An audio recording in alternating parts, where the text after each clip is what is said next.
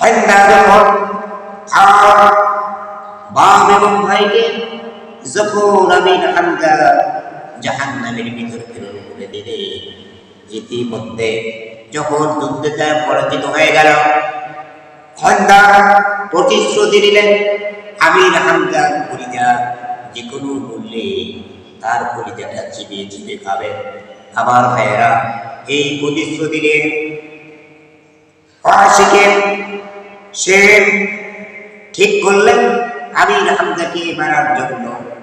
আমির হামজাকে যখন বল্লম দিয়ে হত্যা করে ফেলা হয়, সঙ্গে সঙ্গে আমির হামজাকে নিয়ে এসে ওই হান্দা কলিজা বের করে বুকটা ফেলে কলিজা বের করে চিবিয়ে চিবিয়ে খেয়েছিলেন।